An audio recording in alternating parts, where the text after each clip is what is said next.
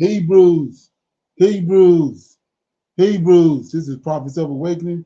It's our Men Advanced Bible Study, the 17th of July, 2026. Okay. Our main topic will be the untold story about the politics behind the Council of Nicaea. Okay.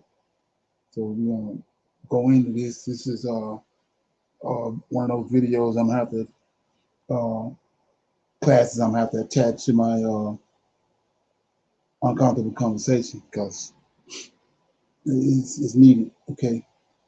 You can go to our YouTube channel, The Prophets of Awakening. Check out our videos. We have over 1,000 or so videos that you can look at, examine, get the meat out. These videos will lead you to the truth of the Holy Scriptures.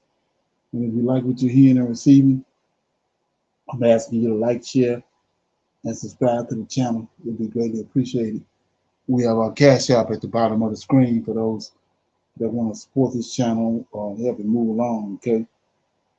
For those that don't know, this is a non-Messianic channel.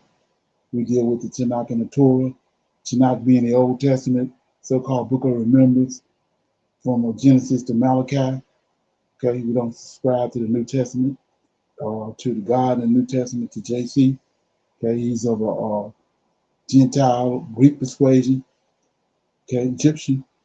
So with that being said, this channel was created to aid and assist our Hebrews who are waking up to their true identity and also understanding who their Savior and their Redeemer truly is.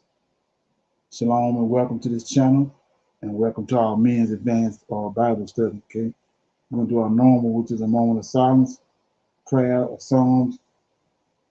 We have some current events, some need-to-know information, and then we'll open it up for any questions, any comments, dialogue, or any testimonies. And then our topic for discussion is Tucker Carlson exposes Israel's true plan for the Middle East and for America. Okay, we're going to play that and we're going to break it down, talk about it, okay? And then our scripture reading will be, I said earlier, we'll be dealing with this untold story about the politics behind the Council of Nicaea and so how it really went down, okay? Eye-opening. So with that being said, then we'll pick a scripture. We'll break that scripture down, talk about it, then we'll close out, okay? This moment of silence is for the Lord of hosts and all that he's doing to bring about our prophesied deliverance in these last days. Oh Lord, we come before thee, bow down, honoring you and praising you, believing in you. And we thank you for the wisdom and the knowledge that you have poured out upon us.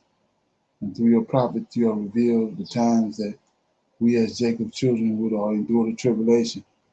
Keep us, O Lord, guide us and deliver us. When we see you now within the Holy Scriptures, O Lord, and we trust you with all our heart and our soul, keep not thy silence, but shine forth on our enemies with thy great power and thy great glory. Peace be unto you.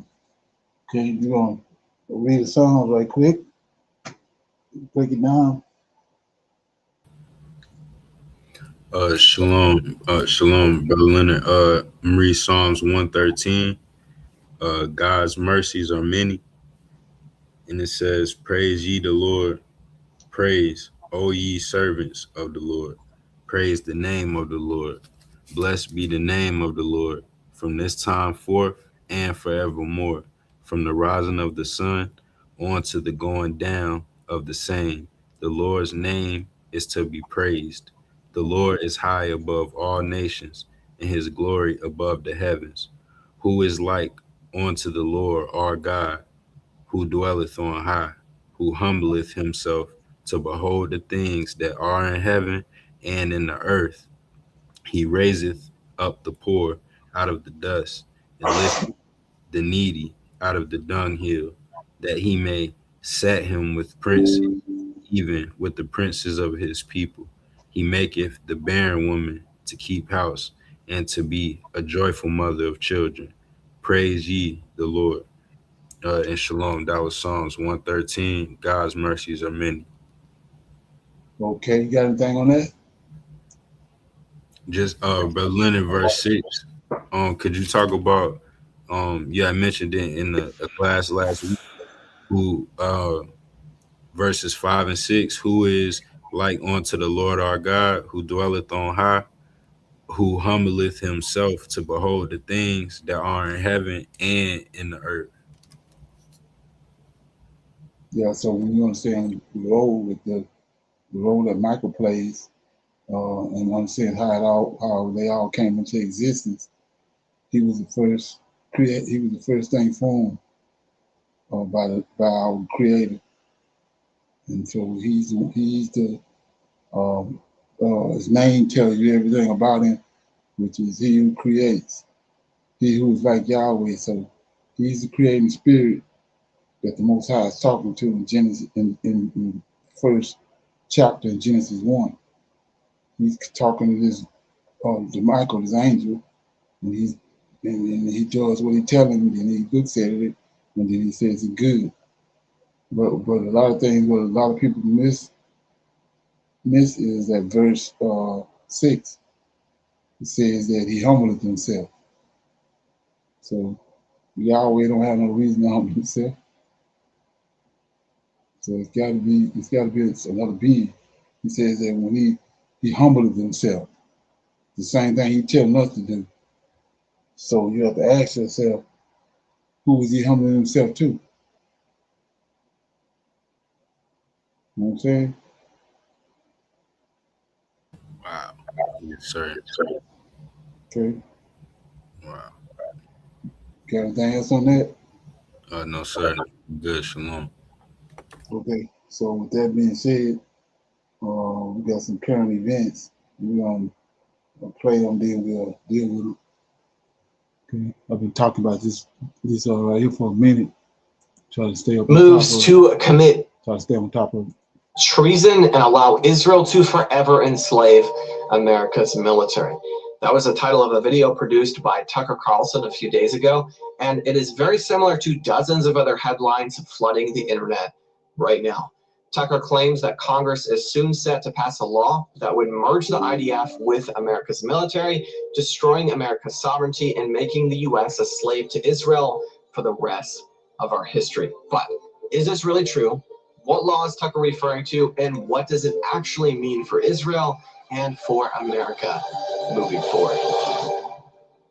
So the law Tucker was referring to is a section of the Defense Authorization Act for 2027. This is Congress's annual defense policy that establishes programs and authorizes spending levels for U.S. armed forces. It's an extensive bill, as you can imagine. And it's one of the clauses, number 224, that's causing a firestorm on the internet. By the way, I'm an American, not Israeli, so my perspective and opinions are coming from that angle. I feel like it's important to mention that when discussing a topic like this. If you listen to the sensational claims made by Tucker Carlson and a variety of other commentators on the internet, you'd think that this is a clause that hands over control of the US military to Israel's prime minister.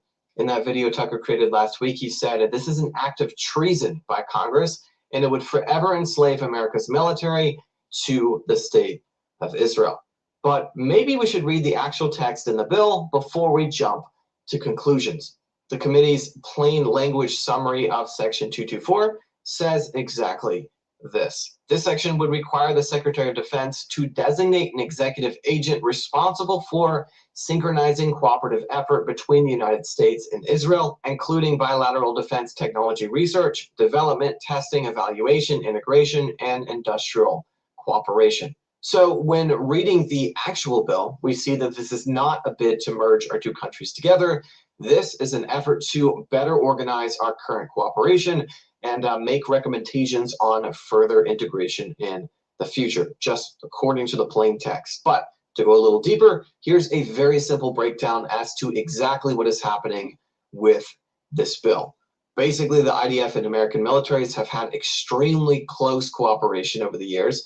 For years now, Israel buys American weapons, develops more advanced deployment of those weapons, and gives the information back to the United States. Israel is able to do this because, one, they are constantly fighting wars of survival.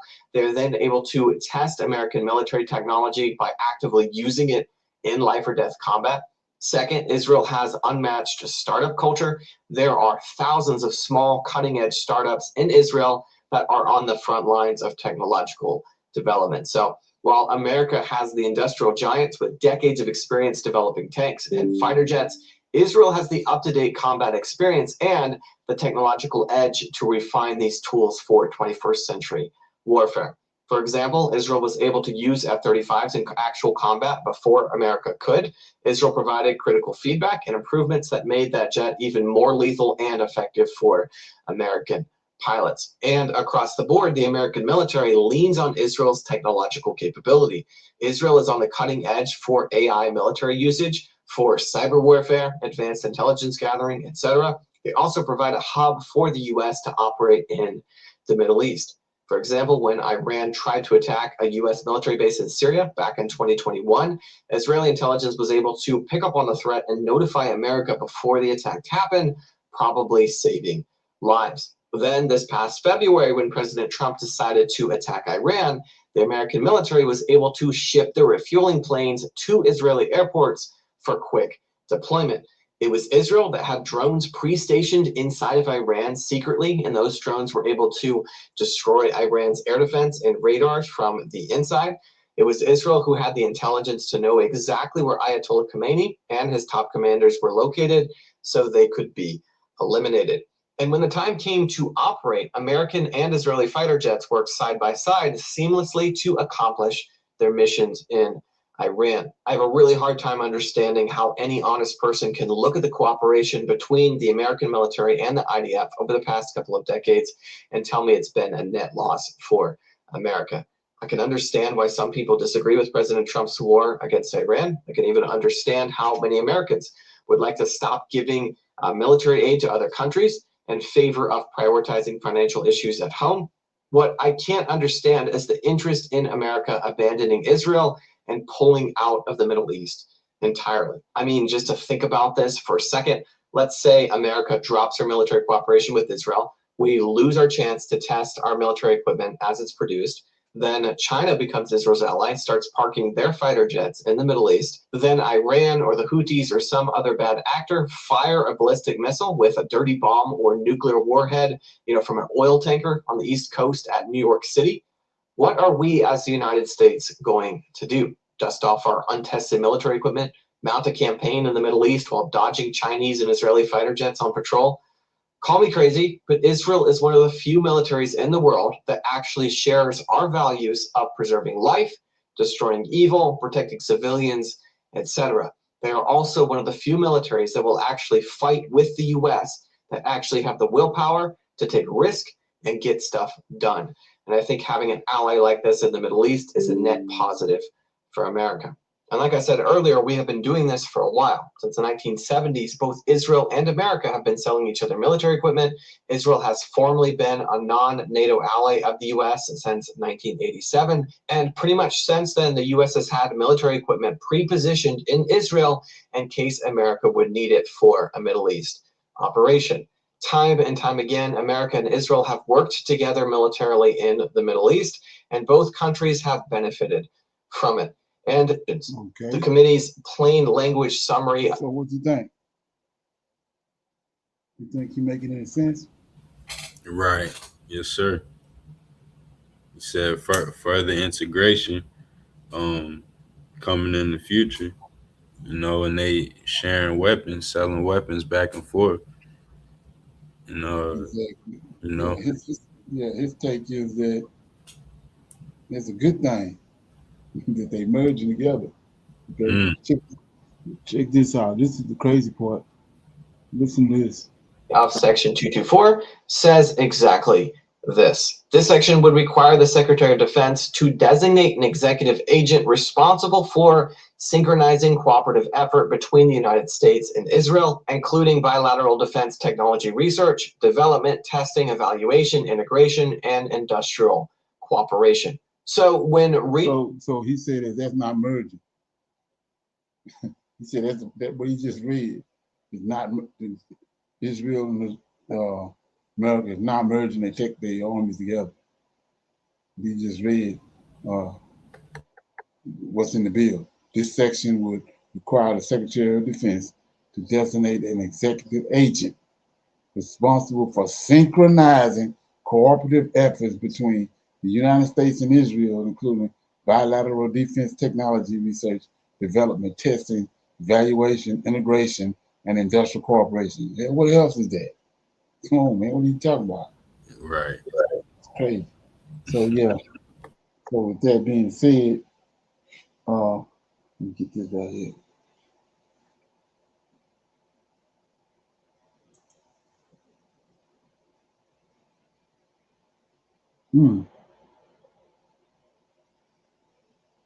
This almost feels okay.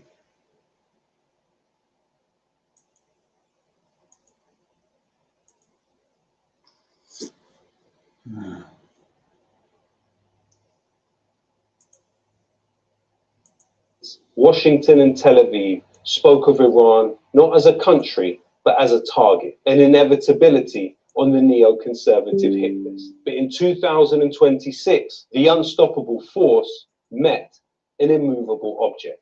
And what the world just witnessed wasn't just a military stalemate, it was the moment the US empire was defeated and the myth of Israeli military invincibility was permanently shattered. If it weren't for me, Israel would not exist today.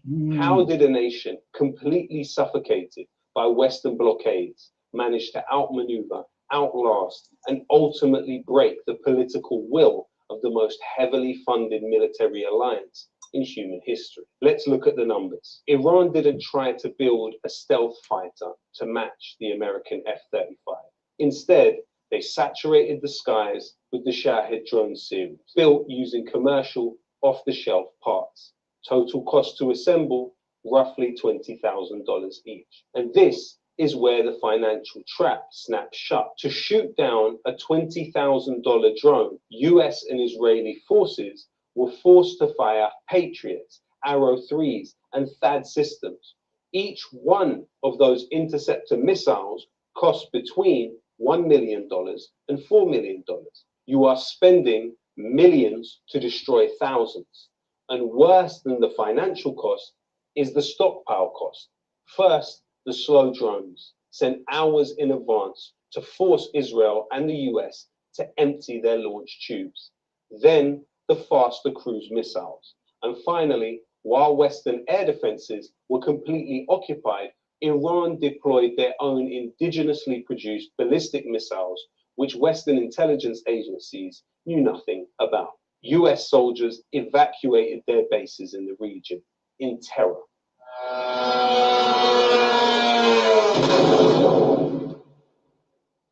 But Iran's asymmetric strategy understood that the modern Western soldier carries a tracking beacon right in their pocket. Iranian intelligence managed to track the personal iPhone data of US military personnel. Iran was able to target US soldiers right in their hotel rooms. To make these precision strikes completely unjammable, Iran shattered the ultimate Western monopoly, GPS. Tehran integrated a multi-system hybrid architecture using Russia's GLONASS and China's Beidou.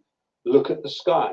The United States lost between 24 and 30 MQ-9 Reaper drones above Iran. With the Yemeni armed forces, that number climbs to an astonishing 51 downed Reaper drones. Look at the ground. Iranian precision salvos bypassed regional air defenses to successfully strike over 200 specific targets. Billions of dollars in physical destruction ripped through at least 20 US military facilities across 8 different countries. I guess my biggest surprise, almost immediately, missiles were flying at these 5 other countries. I said, why is he doing it? For the first time since the Vietnam War, the US military was forced into humiliating, hurried evacuations of personnel from several peripheral bases. But for Israel, the blow was existential. And yet, Iran's most devastating weapon wasn't even kinetic. It was geographic. By shutting down the Strait of Hormuz for nearly 4 months, Iran triggered what economists are now calling the third oil shock. This single corridor controls 20% of global petroleum and 25% of liquefied natural gas. The world lost 1.15 billion barrels of oil supply. It culminated in an admission of absolute desperation from Donald Trump himself. If we keep bombing, those ships won't be going. And you're talking about 500, 600, 700 million dollars a day. Also, we run out of reserves in about 4 weeks. You know, there are reserves all over the world, and we would really run out. Western analysts talk about this as if it happened overnight. It didn't. This was a 40-year project engineered by men whose names are rarely spoken in the West. First, Hassan Tahrani Muqaddam, the father of Iran's missile program. During the brutal Iran-Iraq war in the 1980s, Iran watched as Western-backed Scud missiles rained down on its cities. Iran had 0 long-range weapons to strike back. Muqaddam vowed that this would never happen again. In 1984, he took a small group of 13 men to Syria to learn the basics of Soviet rocketry. He sourced blueprints from North Korea, pioneered the reverse engineering of Scud tech, and built a completely self-sufficient domestic missile infrastructure. He even traveled to Lebanon to personally lay the foundation for Hezbollah's rocket units. Then came his operational mastermind, Amir Ali Hajzada. Hajzada took Muqaddam's technology and scaled it to industrial levels. He is the man who built Iran's famous missile cities, vast concrete labyrinth networks buried hundreds of meters beneath rugged mountains. These aren't just storage closets, they are self-contained assembly lines and launch tubes completely shielded from Western satellite surveillance. Hajzada was assassinated by an Israeli strike in June 2025. Tel Aviv thought his death would paralyze the network. They fundamentally misunderstood what he had built. Hajzada and former IRGC chief Mohammed Ali Ja'fari had perfected what is known as the decentralized Mosaic defense system. Instead of a centralized military command that could be decapitated by a strike on Tehran, they broke Iran's military into 31 independent provincial commands. When Allied strikes in early 2026 killed high-ranking figures, including Ali Khamenei, the West expected a collapse. Instead, under the Mosaic doctrine, the loss of the central hub had 0 operational impact. Power automatically devolved to local commanders. For Earth's best new big kid snacks are the world order. For decades, the bedrock of American global power was the petrodollar, the agreement that global oil must be priced exclusively in US dollars. That weapon has been blunted. Nations are fleeing the Western SWIFT banking network for independent alternatives like China's CIPS and Russia's SPFS. And major commodity and energy transactions are now being settled directly in the Chinese yuan and Indian rupees and UAE dirhams.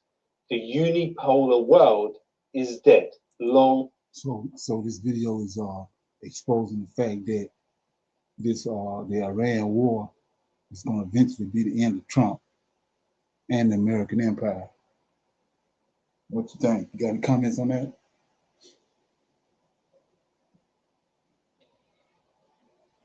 Okay.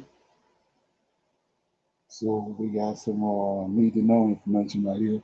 I thought this was pretty interesting. We're gonna keep our eyes on it, but let's check it out. Rafi Ice, how you doing, man? I am great. Good to see you, Pesach. So welcome back to Israel. And Really you know, Rahm Emanuel, the former mayor of Chicago and former White House chief of staff, is in Israel right now, and he came here. And you know, it's a really interesting visit because even in advance of his visit, they announced that he was coming here basically to lecture Israel, and you know, to give some controversial speech and to say things that need to be said, as though we need that from Rahm Emanuel. I want to share just a clip and then ask you to comment on it. So here is Rahm Emanuel being interviewed on Israeli TV, and of course the Israeli left loves the fact that he's here. One of the things they love most is to say that there's problems with the U.S.-Israel relationship and blame it on Bibi, and that's what this clip is all about. Let's take a look. I do, that there's a different conversation within the Democratic Party about whether Israel should be allowed to buy weapons, even defensive weapons. What do you make of that? I want this to get across. Israel does not have a problem in the Democratic Party. Israel has a problem in America. And very specifically, a generational problem under 30. I don't know if you saw this, but there's a poll out today. Mandani is more popular with American Jews than your prime minister. Rafi, what do you make of these comments? Yeah, I think we need to talk about this at a number of levels. The most basic level is that he's simply not correct. At the end of the day, the fundamental problem is that Israel is becoming a more nationalist and more religious country, meaning the anti-religious secular Zionists from 100, 150 years ago, they're relegated to like the Israeli Supreme Court and like some professors at some Israeli universities. But everyone else is becoming more nationalist and more religious. That doesn't mean they're accepting the kind of like entire, corpus of Jewish law, but many people will have Friday night dinners. They will kind of like have a spirit of Shabbat, even though they're not doing the details of Shabbat. And that is moving Israel more and more and more in a right direction. To say it slightly differently, Israel is a religious country, even if it is not a fully observant country. And so that's where Israel is going, and Israel is becoming right where the center politically of Israel keeps on shifting more and more to the right. Like Bibi is now like a center-right figure, and there are more religious and more nationalist people on the right. That's number one. When it comes to America, on the other hand, America is having this intense debate about in which direction it is going. The liberal world has basically collapsed. The Democratic Party has become progressive and communist. The Republican Party has become more nationalist. And what that has meant is that the Democratic Party is very firmly in the Palestinian camp. They fully align with the Muslim world. The Republican Party has actually been a socialist party with like a Democratic Party veneer, let's say. And so what has happened is that American Jews now ringing about For procurement management.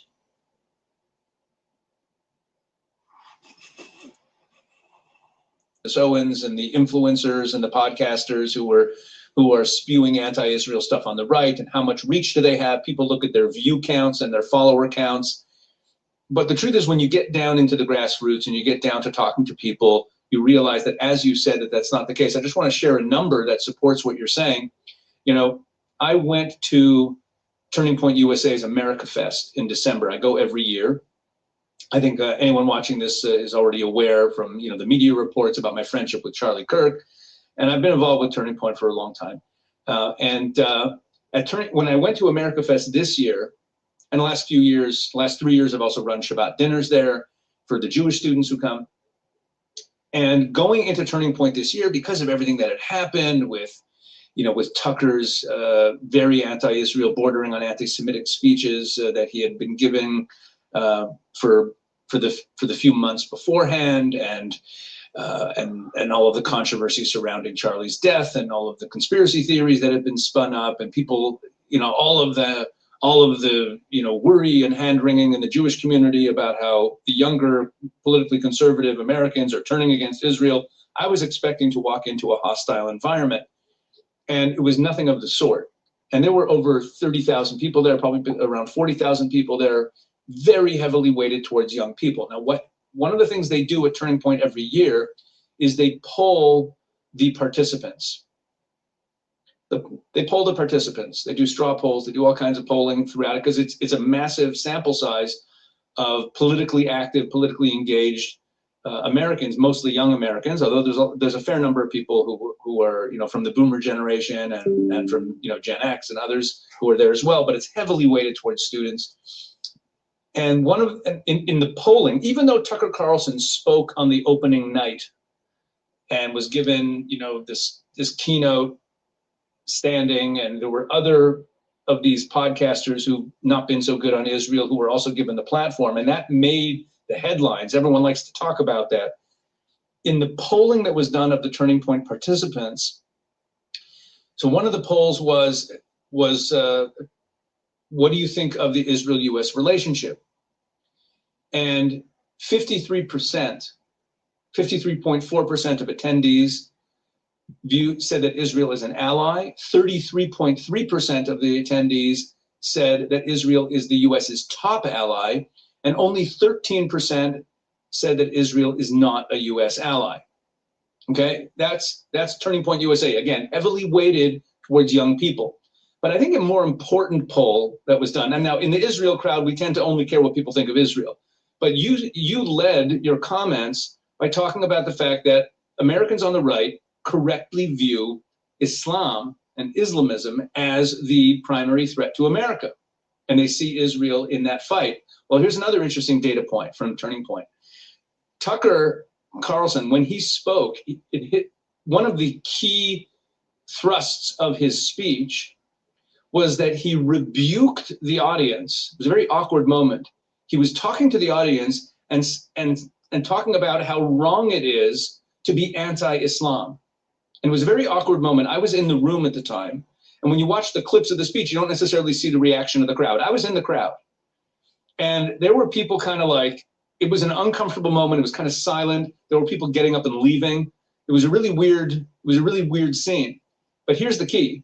One of the poll questions, and Tucker spoke on the opening night, and the conference goes on for 4 days. One of the poll questions, the polling, I should say, takes place throughout the conference. They're stopping people all over the place, and there's spots where people can be polled. One of the poll questions was ranking the greatest threat to America. Like, what do you think is the greatest threat to America? And it was a multiple choice question. So there was like the border, the national debt. There was a whole bunch of issues that are like, this is the greatest threat to America. Number one choice by the Turning Point USA attendees, Islam. Now, I'm not claiming that that's necessarily accurate, that it's the number one threat to America. Maybe it is, maybe it isn't. That's a good conversation to have. Fine. My point here is just to point out the gap between what Tucker Carlson, who outsiders looking at Turning Point from a distance are like, oh, Tucker Carlson has so much influence over these young people. He's the one shaping their minds. No, he is not. Here he was on opening night berating the crowd for being anti-Islam, and that same crowd chose as the number one threat to America during that very same conference, they chose Islam. 10 Commandments. Lock in with deals on all your game day snacks and groceries.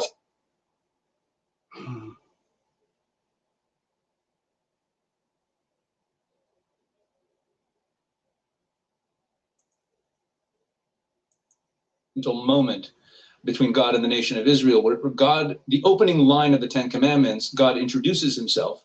And he says, I am the Lord your God who brought you out of the land of Egypt from the house of bondage. And, in the Bible, there's no italics or underline or bold text. The way the Bible emphasizes things is by telling us something that it didn't need to tell us, by repeating itself.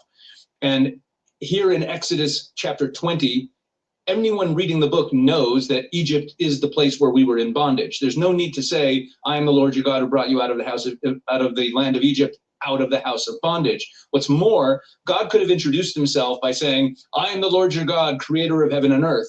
Or I am the Lord your God, God of your forefathers, Abraham, Isaac, and Jacob. That would have sounded perfectly fine and we wouldn't have blinked an eye. But God introduced himself by reminding them that he grants them liberty. He grants them liberty from human bondage. I am the Lord your God who grants you liberty. Now we can enter into a covenantal relationship where people take responsibility. And I'll also point out that, people might be wondering, wait a second, what do you mean the Bible is all about liberty and all about freedom and human agency? Doesn't the Bible command us to appoint a king? Well, kind of it does, because in Deuteronomy, and here I'm going to do a little Bible study briefly, in Deuteronomy chapter 17, where it talks about the appointment of the king, it states, when you come to the land which the Lord your God is giving you and possess it and dwell in it, and say, I will set a king over me like all the nations that are around me, you shall surely set a king over you, whom the Lord your God chooses among your brethren, etc. In other words, it provides a prerequisite. The prerequisite for the appointment of a king, right there in the Bible, is that the people say, I want to appoint a king. In other words, consent of the governed is actually right there explicitly in the Bible. And that might be the most revolutionary idea in that whole issue of governance. In the ancient Near East, kings weren't appointed by the people. Okay. What do you think? Yeah, he trying to justify Netanyahu. But what you got? Right, that's kind of what I was getting from him, brother, because he had also brought up like Tucker Carlson lately though being anti Netanyahu, but that's part of their agenda though, right? Because Tucker Carlson don't, he ain't against them. Right. They want to make it look like that. Right. Okay. So we are Q&A. Gonna open it up for Q&A. Any comments, dialogue, any testimonies? Got anything? Shalom, yes sir. But Brother Leonard, according to the understanding that you teach, what does it mean to be called versus when they say that in back in Christianity? To be called? Right, yes sir. Okay. Yeah, well, it's when you go to Genesis, chapter 5, it says Adam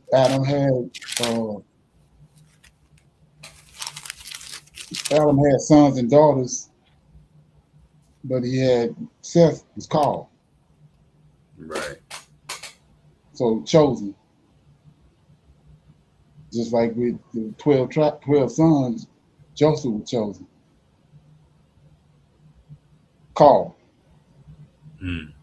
Abraham had Isaac. Isaac was called. And it goes even deeper than that because it's the name. It said called his name. Seth. Called his name Isaac. Called his name Joseph. And then we see the same thing with those angels.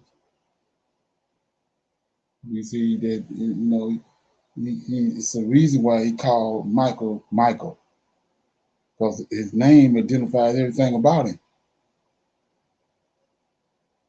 So those are like chosen, which is, is a synonym for called. Okay.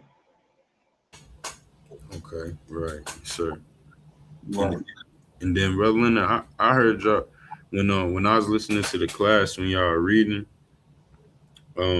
last night, and I've been trying to find the verse, but when it was dealing with Leah and Jacob, and it said serve with her week. Dang, I don't see, because I was listening to it, so but I know it's in 29. I know y'all when you was reading in 29, Genesis 29, sir, and I just think it was my question though was it referring to the a week of years? Yeah, because it says, remember, he worked 7 years. That's a week of years. He worked 7 years for Leah, but he tricked him. But he supposed to have worked 7 years for Rachel, but he worked 7 years, and then he tricked him because they had a law where the elder had to get a husband before the younger. The elder had to be given up first, so he tricked him and when the time came, he received Leah. Then he served 7 more years, so that's the week right there. He served 7 more years for Rachel. Okay. Right. Yes, sir. So to go in a little further on that, then after he served the 7 years for Rachel, Laban proposed a proposition to him about staying. So he stayed another week, and that's when he made the deal with about the speckled animals and the speckled goats and the speckled lamb and all that. You know, he received all of. That's when he got rich. But the thing about that, to understand that, remember Noah, he told him get one,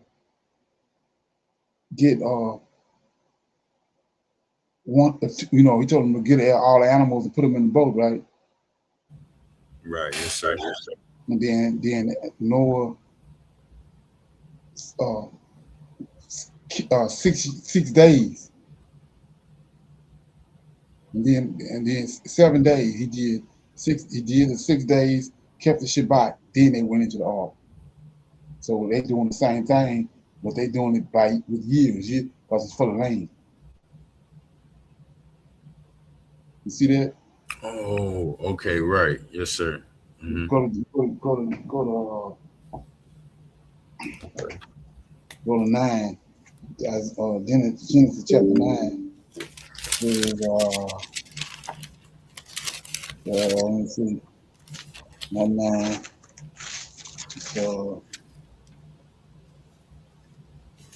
Start at verse 7. Chapter 7, verse 1. And the Lord said unto Noah, come thou and all thy house into the ark,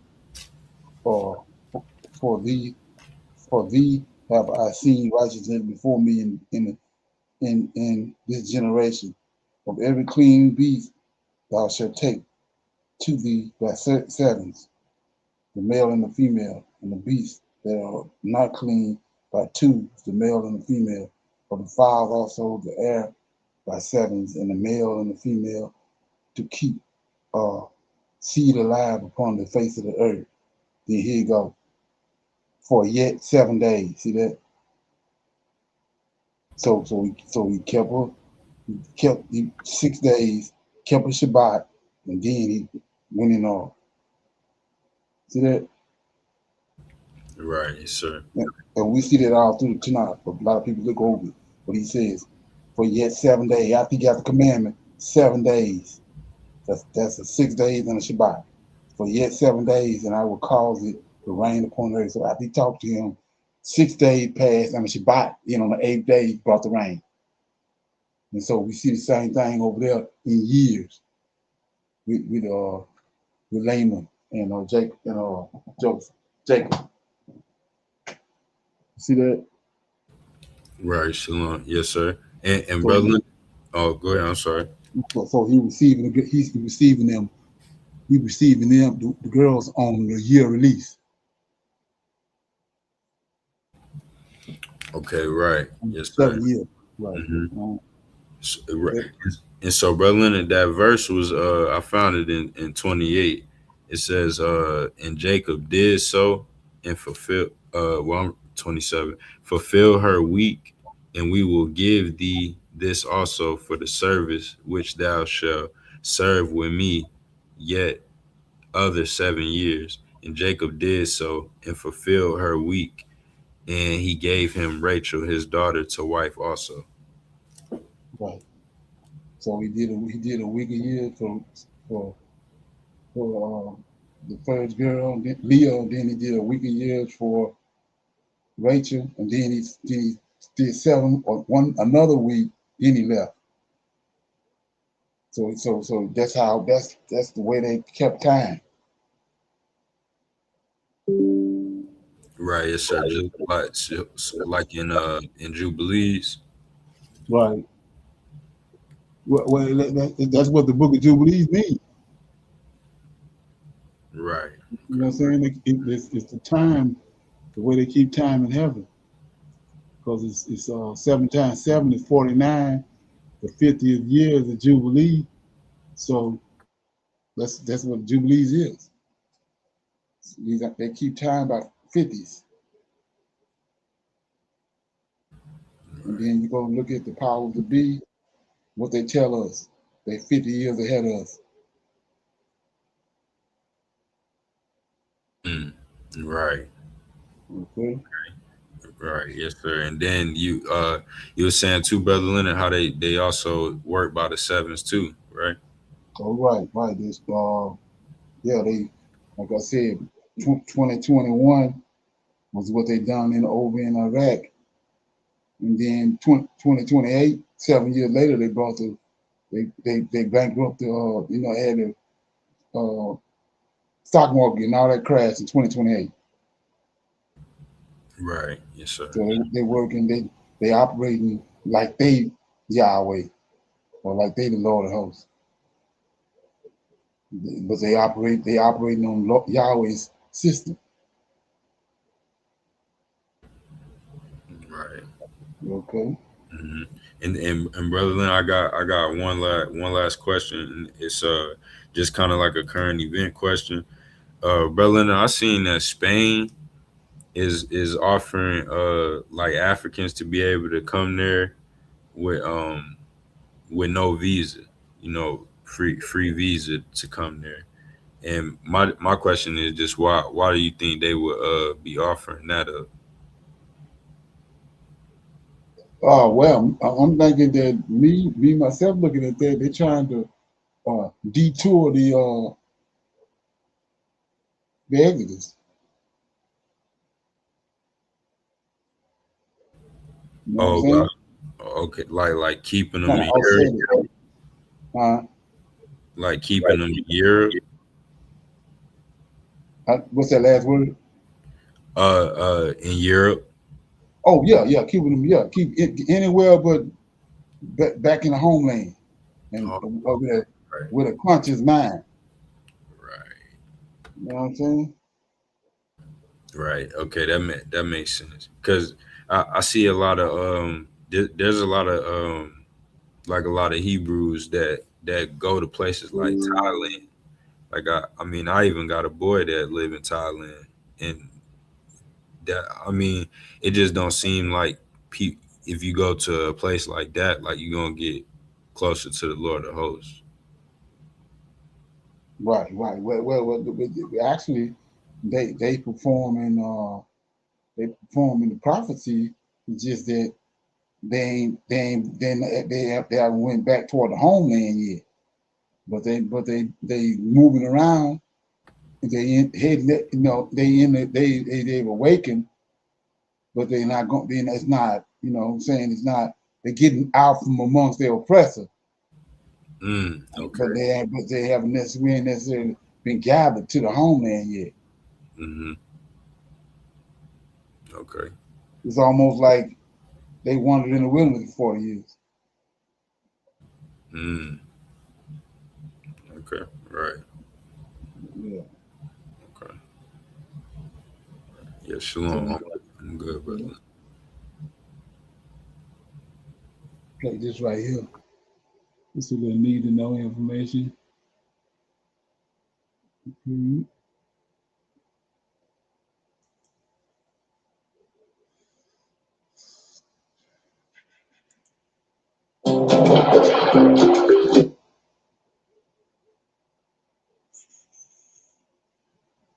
You scroll past this. I want you to look at one thing. Look at this map.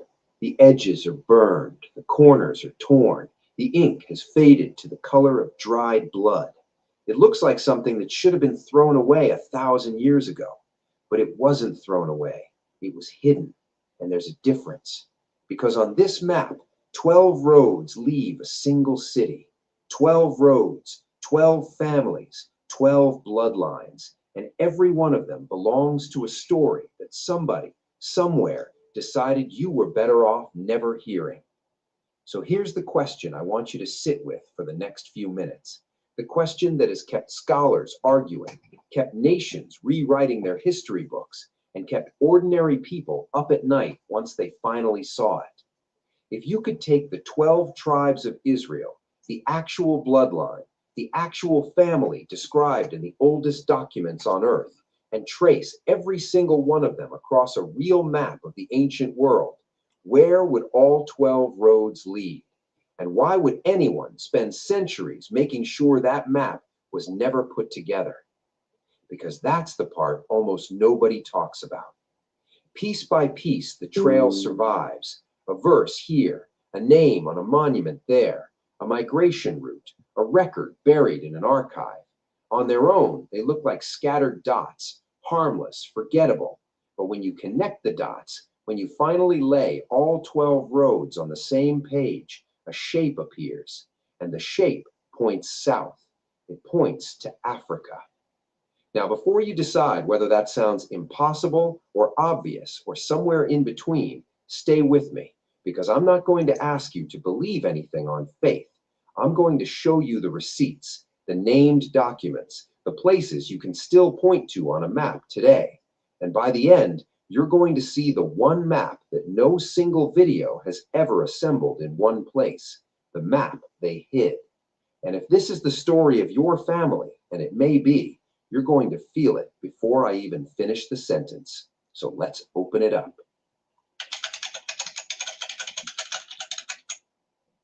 If you're a dad watching this and you don't have life insurance,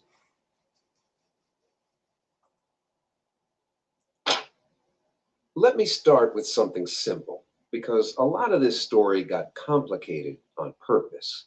Israel was never one place with one people who stayed put. Israel was 12 tribes, 12 extended families descended from 12 brothers, spread across a strip of land, each with its own territory, its own borders, its own character. Reuben and Gad and half of Manasseh out east across the Jordan River. Judah and Simeon and Benjamin down south. Ephraim in the center. Dan, Naphtali, Asher, Zebulun, and Issachar spreading north toward the mountains and the sea. 12 families, one nation on paper, but already, even then, pulling in different directions. And then that nation cracked in half. This is the moment everything turns. So let me slow down. The kingdom split into two. In the south, you had Judah, that's Judah, Benjamin, and the priestly tribe of Levi mixed in. In the north, you had the other 10 tribes, and they kept the name Israel.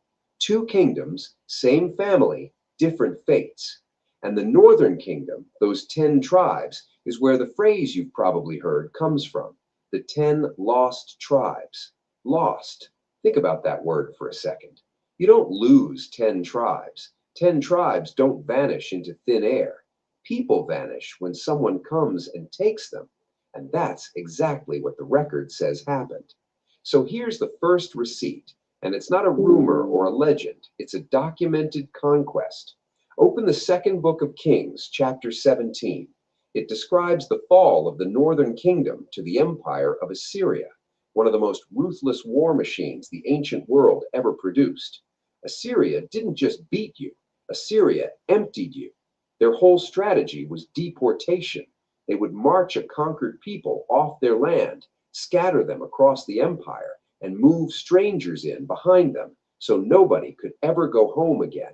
That's what happened to the 10 northern tribes. Taken, marched off, scattered.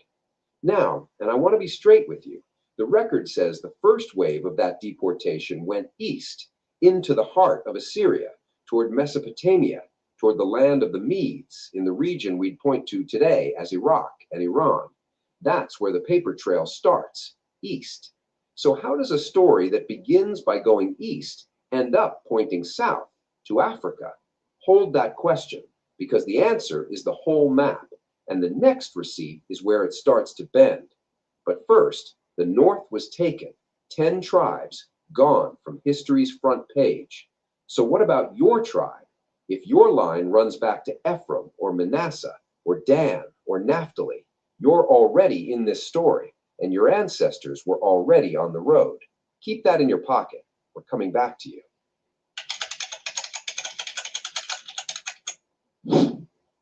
Now let me hand you the receipt that changes the direction of the whole map. Isaiah chapter 11, verse 11. This is the one. If there's a single line at the center of everything I'm about to show you, this is it. Because Isaiah isn't speaking in vague poetry here. Isaiah names names. He describes a day when the scattered remnant of the people would be gathered back, and then he lists exactly where they'd be gathered from. Listen to the list. Assyria, that's the east, that fits the conquest we just talked about. But then Egypt, Pathros, which is Upper Egypt, the deep south of Egypt, further up the Nile. Cush, and Cush is the ancient name for the kingdom south of Egypt, the land of Nubia, stretching into what we'd call Sudan and Ethiopia today. Elam, out east again, and the islands of the sea. Read that list slowly, and something jumps out. Egypt, Pathros, Cush. That is not a list of places in the Middle East. That is a roadmap into Africa. The text itself, one of the most quoted, most preserved books in the entire ancient world, is telling you the scattered people would be found in Africa, not as a theory somebody invented last year, as a name on the page, written thousands of years ago. And here's where I have to be honest with you, because this channel doesn't do fairy tales. There's a difference between what the text says and what the text is claiming happened. Isaiah names Egypt, Pathros, and Cush. That part is on the page, and you can read it yourself tonight. What that means, how far it reaches, and who exactly ended up where, that's where the argument begins. Scholars have fought over it for generations. Some read it narrowly, some read it as the key to everything.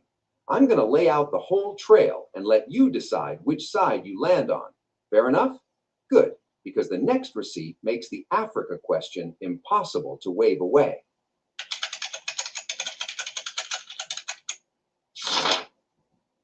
Deuteronomy chapter 28. This chapter is famous for a reason.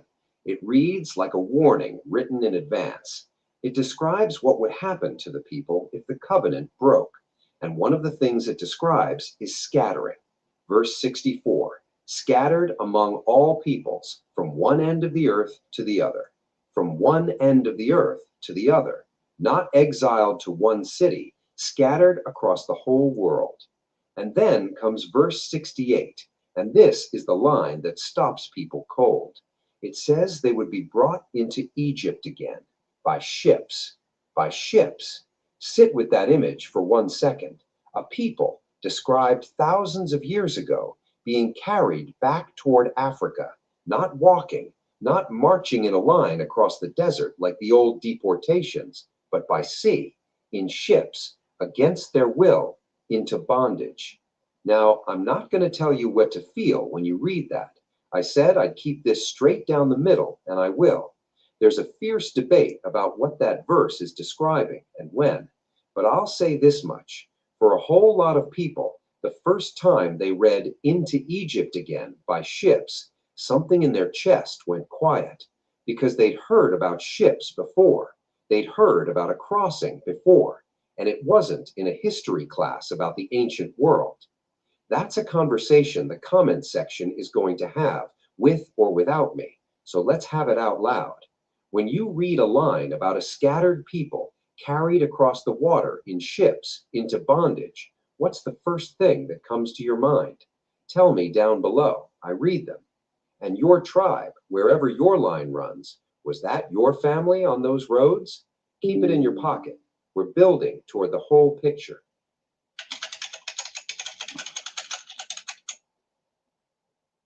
This happens because there is no dementia in Israel.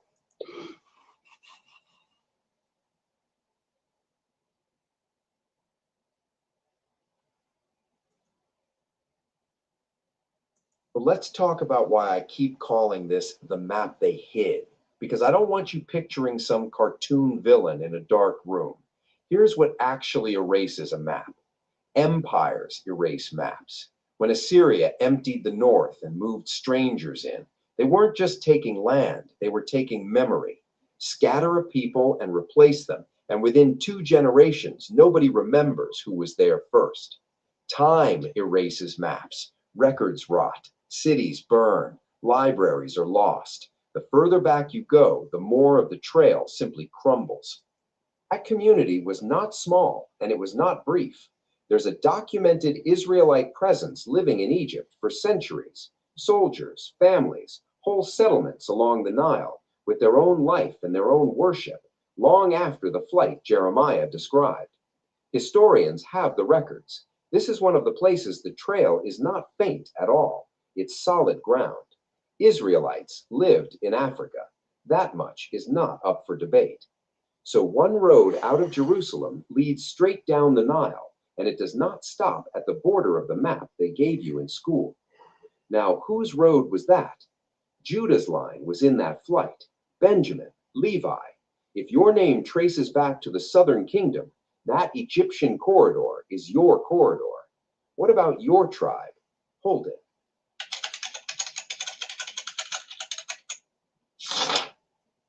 Corridor number 2, Cush, Ethiopia and Sudan.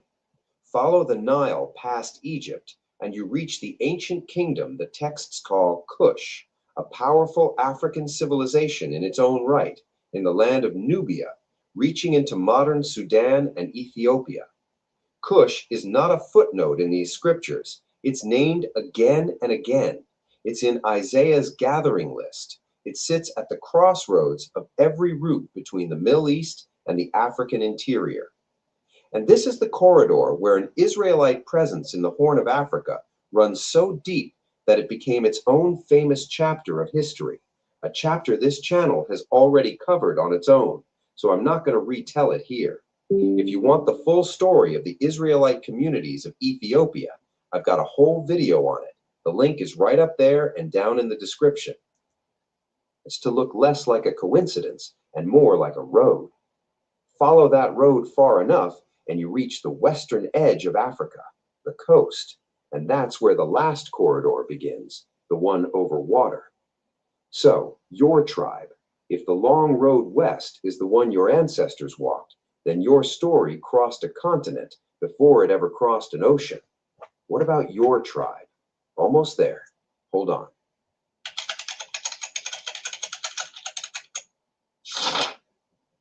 Corridor 4 is the shortest to describe and the heaviest to carry. The Atlantic. I told you Deuteronomy 28 said, into Egypt again by ships. And I told you the machinery of the slave trade was built to erase exactly the kind of memory we're trying to rebuild tonight.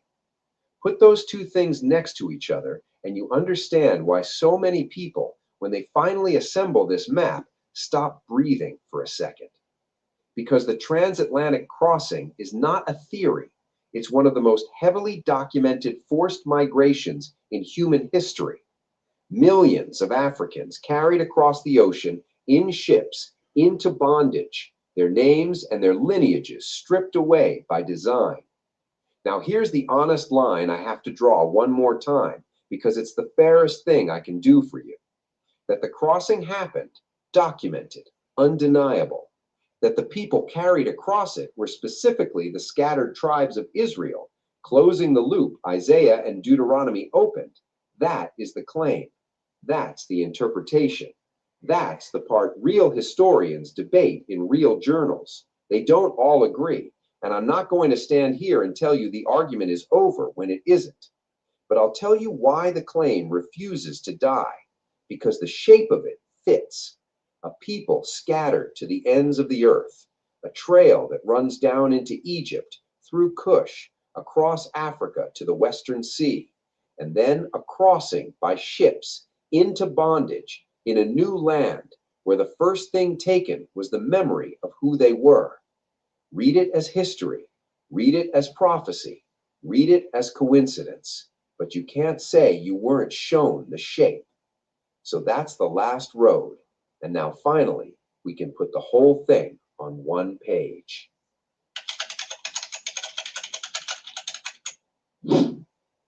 This is the part no single video on this channel has ever done. Everybody's shown you one corner, one community, one ship's manifest, one verse. Tonight, we put all 12 roads on the same map for the first time. Ready? Watch the shape form.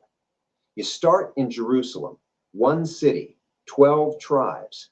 The kingdom splits, Judah, Benjamin, and Levi in the south, the other 10 in the north. The north falls to Assyria. The 10 tribes are marched off, east at first, into Mesopotamia. That's road 1, and it goes the wrong way. But roads bend, and time moves, and scattered people keep moving. Then Isaiah names the gathering places, and 3 of them are Egypt, Pathros, and Cush. The map turns south. The south falls to Babylon, and a documented group of survivors runs the other way, into Egypt, into Pathros, and stays for centuries. That's road 2, and it lands squarely in Africa. From Egypt, the trail follows the Nile into Cush, Sudan, Ethiopia, the Horn, where an Israelite presence runs so deep it became legendary. That's the hinge. From Cush, the routes fan out, south and west, across the grassland belt of the whole continent, marked by a chain of communities, all telling a version of the same Eastern origin story. That's the long road. And at the western edge of that road, the ocean, the crossing, by ships, into bondage. Exactly the words Deuteronomy put on the page thousands of years earlier. Now step back and look at what you just drew. 12 roads, every one of them, no matter where it starts, bends the same direction, down, into Africa, across Africa, and for a great many of them, out the far side, over the water, into the Americas. That's the map. That's the whole map. And here's the thing that gets people. It was never really hidden in the sense of being locked in a vault. Every piece was sitting in plain sight. The verses were in the most printed book on earth. The Egyptian settlements were in the archaeological record. The African communities were telling their stories out loud the whole time. Maybe dead. This video didn't find you by accident.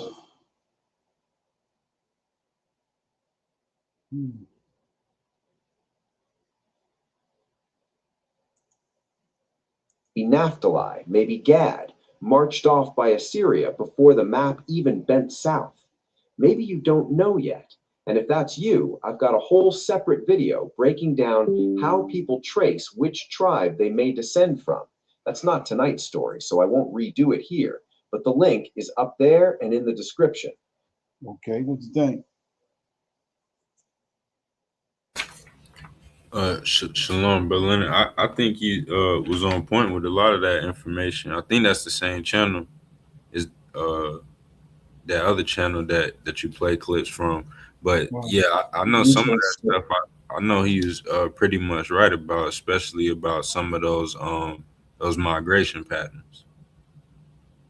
Right. Like how much power? Exactly. Right. Yeah. That was like, I mean, if you go back and look at it, you can see, like you were saying, the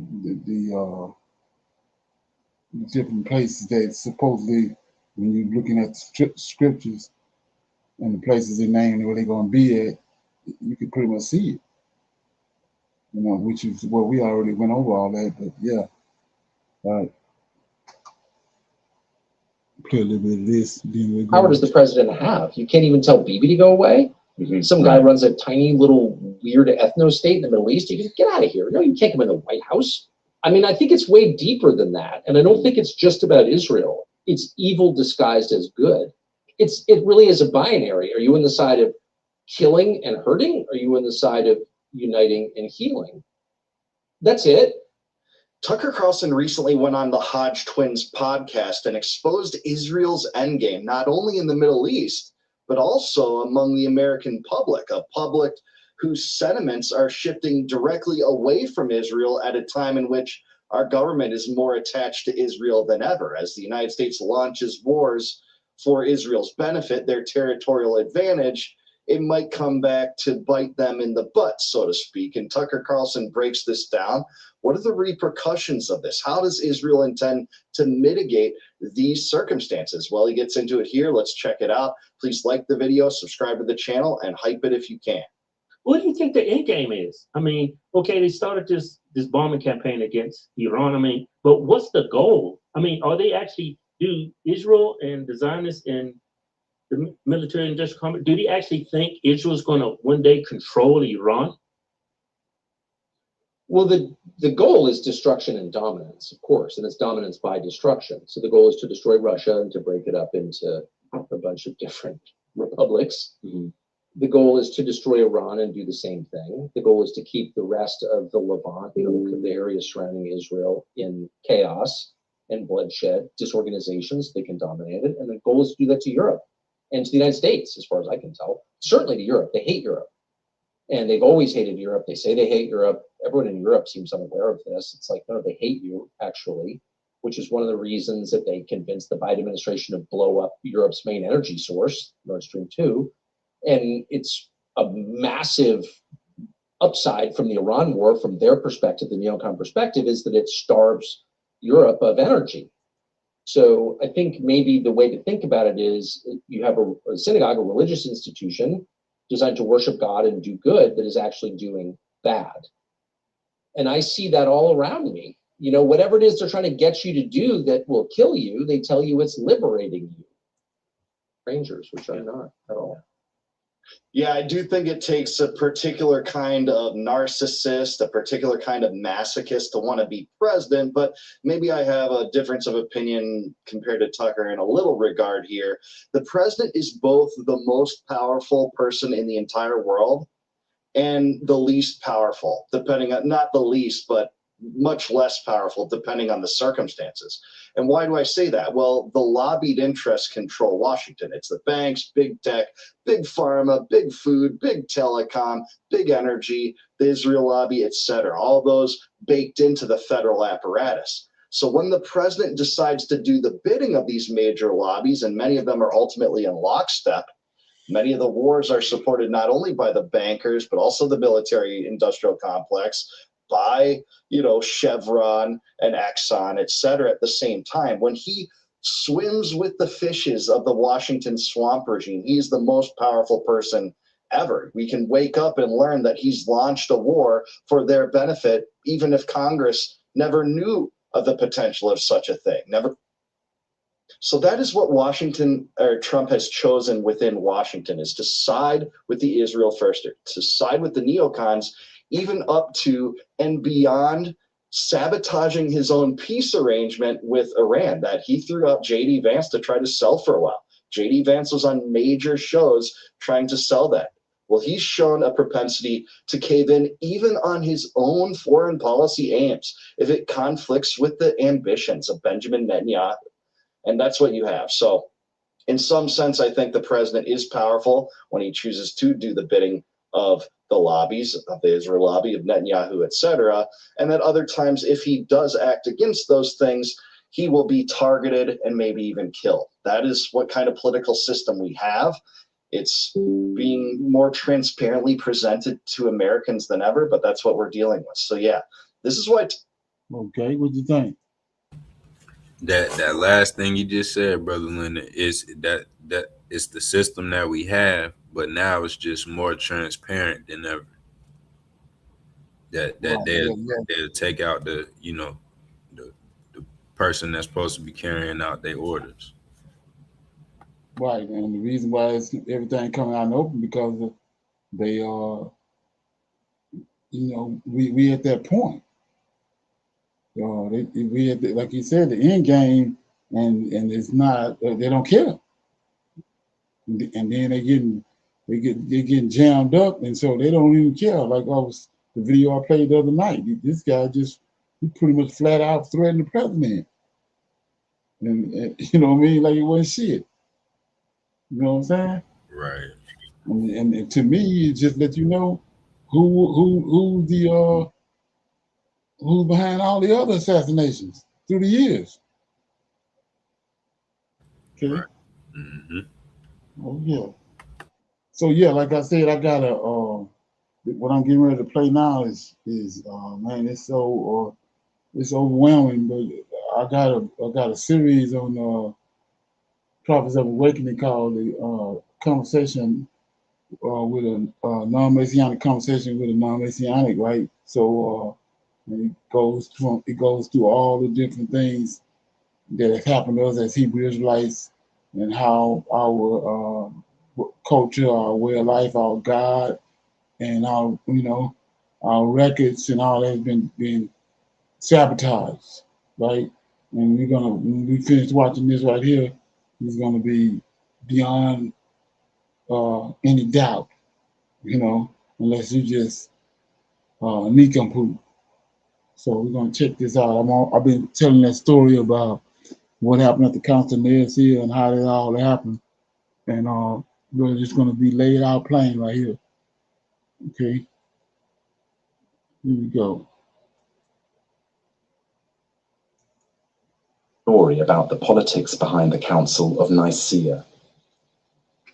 The year 325 CER, a gathering that would reshape the course of human history, was about to unfold, not in some divine sanctuary or sacred temple, but in a palace hall thick with political tension. Picture this. Like he said, what he just said is not, it wasn't no holy or no temple or nothing. This is flat out like we see now with the politics that's going on today. That's what it was all about. It wasn't nothing religious about it. It wasn't nothing holy about it, right? Hundreds of bishops from across the Roman Empire, summoned not by God, but by an emperor who had barely a decade earlier been sacrificing to pagan gods. Okay. They came bearing theological disputes that were tearing communities apart. But what they didn't fully grasp was that they were about to become pawns in one of the most masterful political maneuvers ever orchestrated. This is the untold story of the Council of Nicaea. And this right here, when you see this, you're going to see this the blueprint for everything else they've done through the years. And I guarantee that what you're about to discover will fundamentally change how you view one of Christianity's most foundational moments. Because while history books paint this as a sacred gathering where divine truth emerged through holy debate, the reality is far more unsettling. This was politics at its most calculated, religion weaponized for empire, and truth decided not by revelation, but by imperial decree. What you're about to learn isn't just ancient history. The patterns established at Nicaea echo through every major religious and political institution today. Exactly. The blueprint for controlling belief, manufacturing consensus, and turning faith into a tool of state power was written in that hall nearly 17 centuries ago. And once you see it, you'll never look at organized religion the same way again. But before we dive into the machinations that unfolded in that council chamber, we need to understand the world that made Nicaea necessary. Come on. Because this story doesn't begin with theology or divine inspiration.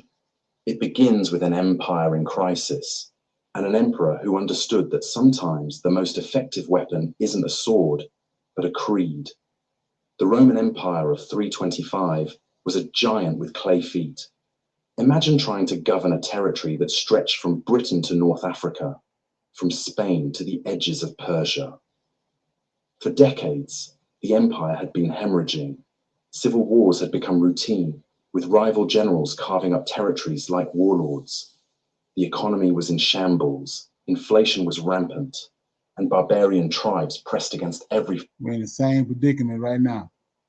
Frontier like wolves circling a wounded animal. Into this chaos stepped Constantine, a man whose rise to power reads like something out of Game of Thrones.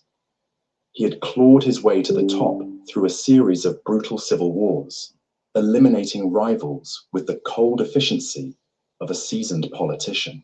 Okay, so let's look at that right quick. Let's look at that. Let's put it in perspective. We're going to go to Daniel right quick.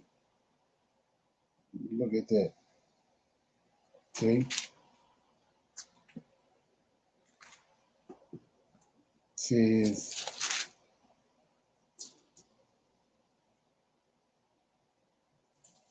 this is Daniel chapter 7, verse 24. And the 10 horns out of these kingdoms are 10 kings which shall arise, and another shall arise after them, and shall be diverse from the first, and he shall subdue 3 kings. That's Constantine, right here.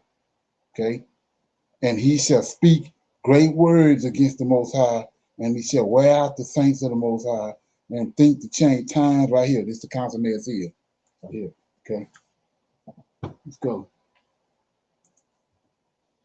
By 312, he controlled the western half of the empire, but his hold on power was anything but secure. Check it out. The empire was fractured, exhausted, and desperately needed something to bind it together. Now here's where the story gets interesting. Constantine claimed to have had a vision before the Battle of the Milvian Bridge, seeing a cross in the sky with the words, "In this sign, conquer." Whether this vision was genuine religious experience or brilliant political theatre, we'll never know. What we do know is that Constantine was far too shrewd a politician to let a good crisis go to waste. Christianity in 325 was nothing like the unified institution we know today. It was a patchwork of competing groups, each claiming to possess the true understanding of Jesus' message. Some saw Jesus as fully divine, others as fully human. And so you gotta understand right here, this Jesus they talking about is Caesarian. He got killed. And then that's how Christianity came on the scene. Okay, what ain't no JC. still others as something in between. There were communities that emphasized mystical experience, others that focused on ethical living, and some that built elaborate theological systems around Greek philosophy. This diversity wasn't just academic, it was explosive.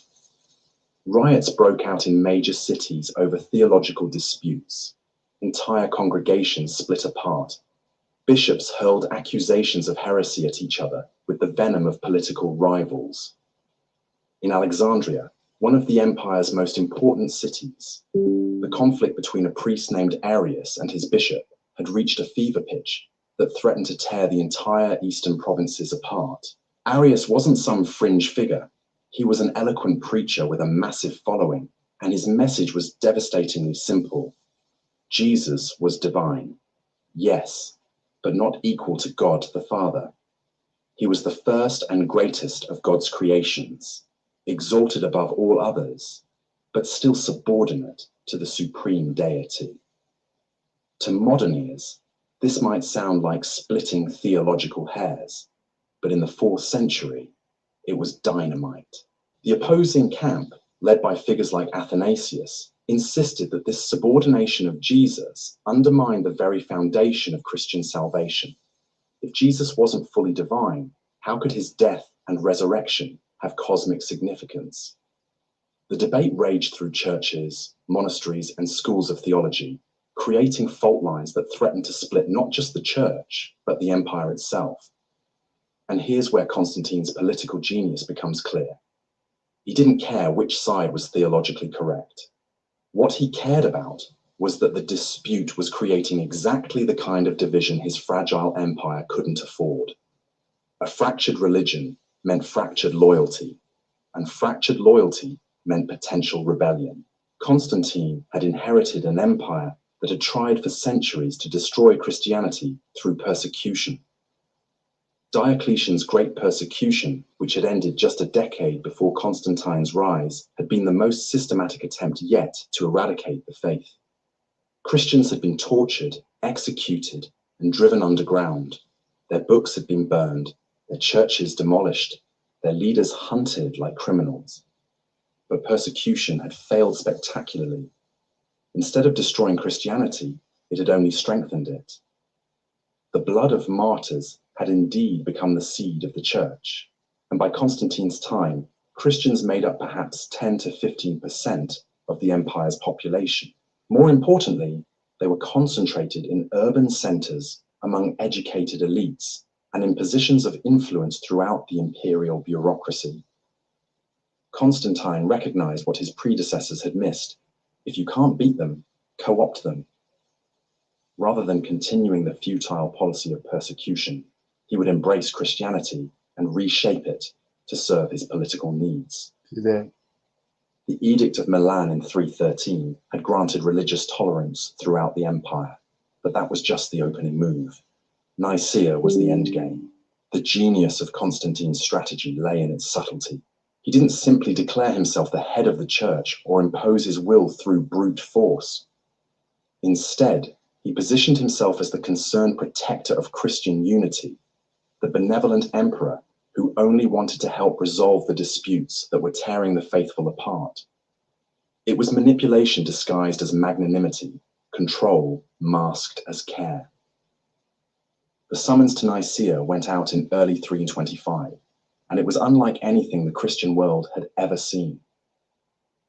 Bishops from across the empire were invited to attend at imperial expense. Their travel costs were covered, their accommodations provided, their meals prepared by imperial chefs. For many of these men, particularly those from remote provinces, it was the journey of a lifetime. But this imperial hospitality came with strings attached. The bishops weren't gathering as free men debating matters of conscience.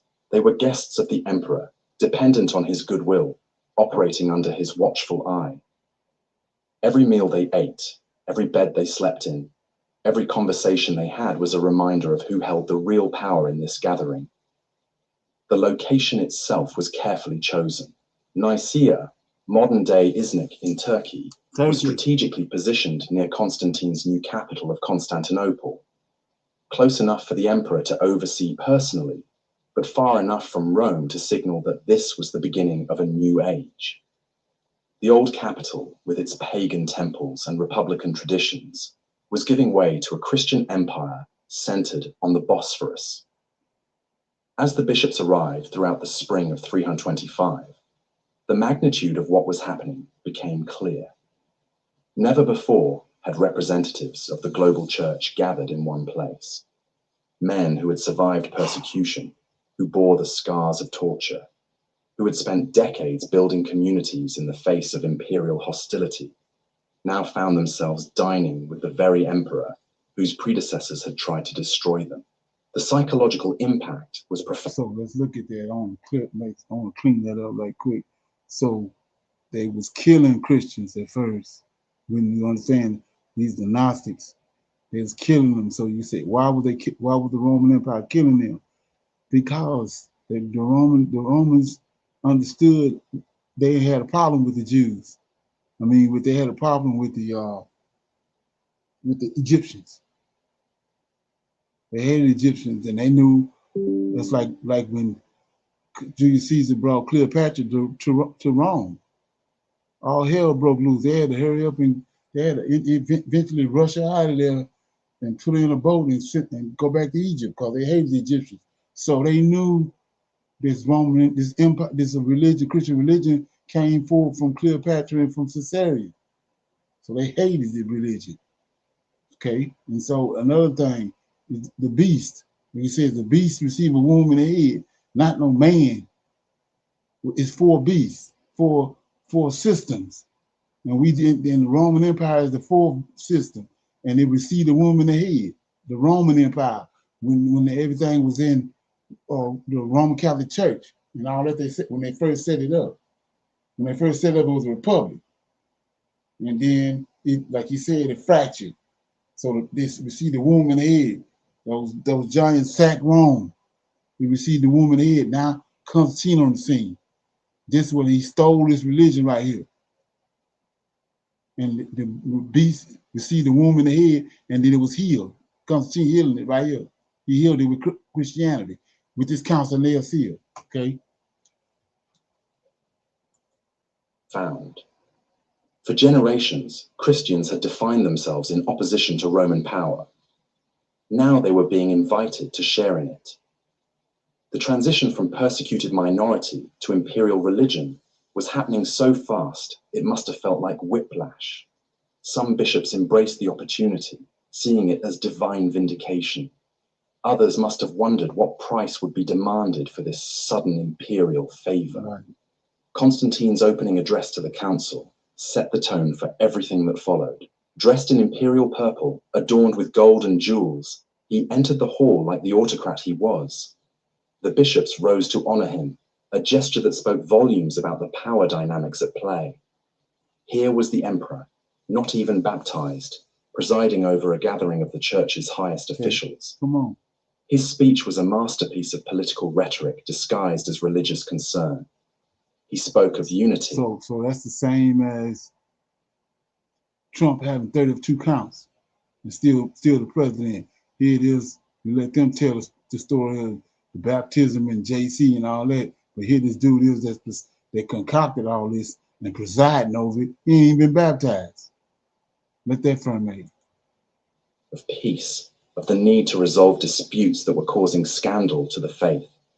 He positioned himself not as a theological authority, but as a facilitator, a concerned outsider who only wanted to help the church speak with one voice. It was brilliant theatre, and it worked, but beneath the pious language and imperial pageantry, the real agenda was crystal clear. Check it out. Constantine needed unity, and he needed it fast. The empire was still fragile, still threatened by internal division and external enemies. A fractured church meant a fractured society, and that was a luxury he couldn't afford. The bishops had been summoned not to discover truth, but to manufacture consensus. The debates that followed revealed just how deep the divisions ran. The Arian controversy wasn't just about abstract theology. It was about power, authority, and the fundamental question of who got to define Christian truth. Arius and his supporters arrived with their own political networks, their own wealthy patrons, their own vision of what the church should become. The anti-Arian faction, meanwhile, was equally determined to crush what they saw as a dangerous heresy. Led by So they had these two different dudes. This guy Arius, he the one with the Orthodox. Okay, you got to go back to understand what this was all about. When he called the council in Nicaea, when they talk about, they saying Jesus, but it's Serapis. So this dude Arius saying that he's God, God incarnate and all that, and Arius is telling them when they concocted Serapis, he was a created being. They created him.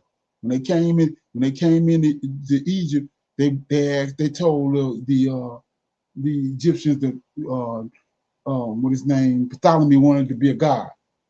He said, "Make me a god." So they made Serapis. So that's who they're dealing with. So the drama, all the drama that's around these two men, Arius and I can't think of the other one's name, but he's the one that what we're dealing with today. He's the one that Constantine sided with. So they ended up killing Arius because he said he knew about how this God came about. He said they created him. He ain't divine. Y'all created him. They made him. We made him. You know what I'm saying? Off Egyptian religion, we created this being. He created being. So they didn't want that. They wanted what we're dealing with today. So what you gotta understand is this what they wanted all along, but they hoodwinking the people. You're gonna see where the spell coming in at, and the reason why the spell is so strong like it is today. But check it out. Figures like Hosius of Cordoba, Constantine's own theological advisor, they came armed with philosophical arguments borrowed from Greek thought and political backing from the imperial court. Everything they got is Greek thought. That's why you got the New Testament, it's Greek. What emerged wasn't a free exchange of ideas, but a carefully orchestrated political theater. They wanted to thank them, they think they're giving them a choice, but they already got everything laid out how they wanted. The emperor's preferences became clear through subtle signals, imperial nods, and the strategic placement of supporters in key positions. Exactly. Bishops who might have been inclined toward Arian positions found themselves isolated, their funding threatened, their careers hanging in the balance. This wasn't theology. This was politics at its most ruthless, wrapped in the language of faith and sanctified by imperial authority. The council wasn't discovering divine truth. It was manufacturing it under pressure, according to the political needs of a crumbling empire. And in that manufactured consensus lay the seeds of everything that would follow. The merger of church and state, the criminalization of dissent, the transformation of faith from a lived experience into a loyalty test. Right Nicaea wasn't just about settling a theological dispute. Check it out. It was about creating a new kind of power, one that could reach into the human soul itself and demand not just obedience, but belief. The implications of what was happening in that council chamber would echo through the centuries, shaping not just Christianity, but the very nature of religious and political authority in the Western world. This was the moment when faith became policy, when truth became whatever those in power declared it to be. The mechanics of control began to reveal themselves as the debates intensified. What looked like theological discourse was actually something far more calculated. Exactly. The bishops weren't just arguing about the nature of Christ. They were unknowingly participating in the construction of an entirely new form of governance, one that would blend religious authority with imperial power in ways that had never been attempted before. Consider the language being used. Now you understand why they say the law done away with. The law was a schoolmaster cause this shit right here. Famous phrase homoousios, of the same substance, wasn't drawn from scripture. Jesus never used that word. The apostles never wrote it. It came straight from Greek philosophy, from the abstract terminology of academics and intellectuals. This wasn't accidental. By forcing the debate into philosophical jargon, Constantine and his advisors were ensuring that ordinary believers would be dependent on educated elites to interpret their own faith. Think about what this meant in practical terms. A fisherman in Galilee, a farmer in Egypt, a merchant in Rome. None of these people would understand what homoousios meant. They needed bishops to explain it, bishops who needed imperial approval to maintain their positions. The complexity wasn't a bug in the system, it was a feature. It created a hierarchy of understanding with the emperor at the top, bishops in the middle, and ordinary believers at the bottom. The voting process itself reveals the political machinery at work. This wasn't a careful deliberation where each bishop weighed the evidence and reached his own conclusions. The pressure was enormous, and it came from every direction. Imperial officials monitored the proceedings. Wealthy patrons made their preferences known. Career prospects hung in the balance. We know from surviving accounts that some bishops were literally afraid to speak their minds. The memory of persecution was still fresh. Many of these men bore physical scars from torture, and they understood what happened to those who opposed imperial will. The transition from being hunted criminals to honored guests. They was Gnostics at first. When they stole Gnosticism and made it into this. And so these people standing here remember when they was hunting them down and killing them. Erased the fundamental reality. Cross the emperor at your peril. The genius of Constantine's approach was that he didn't need to threaten anyone directly. The implications were clear enough. Bishops who aligned with his preferred outcome found themselves invited to imperial banquets, granted audiences with the emperor, offered positions of influence. Those who resisted found themselves marginalized, their travel expenses questioned, their accommodation. We're looking at that right now with the Project 2025. Suddenly less comfortable, but the real masterstroke was yet to come. As the debates raged and positions hardened, Constantine began floating a solution that seemed to come from divine inspiration, but was actually calculated political compromise. The creed that emerged wasn't a revelation. It was a negotiated settlement designed to exclude Arius while keeping as many bishops as possible within the imperial fold. The language was carefully crafted to sound definitive while remaining just vague enough to allow multiple interpretations.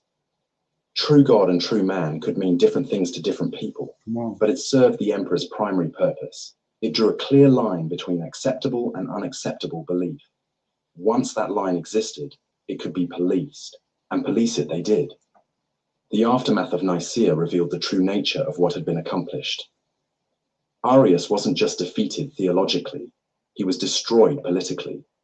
His writings were ordered burned, not just hidden or suppressed, but actively sought out and fed to the flames. His followers were exiled, their property confiscated, their names erased from official records wherever possible. This was the birth of a new concept: heresy as a crime against the state. Before Nicaea, religious disagreement was a matter between communities, teachers, and students. After Nicaea, it became a legal category with real consequences. Believe the wrong thing about the nature of Christ, and you weren't just mistaken, you were a criminal. The enforcement mechanisms were brutal and effective. Imperial bureaucrats worked with church officials to identify suspected Arians. Loyalty tests were administered. Recite the creed, affirm the correct doctrine, prove your orthodoxy. Those who refused or hesitated faced escalating consequences: loss of position, confiscation of property, exile, and in some cases, death. But here's what makes the politics of Nicaea so insidious. It worked. Within a generation, most Christians had accepted the new orthodoxy, not because they were convinced by theological arguments, but because the alternatives had been systematically eliminated.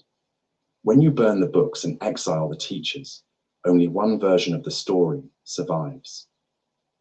The council also established a precedent that would haunt Christianity for centuries: the idea that truth could be determined by committee.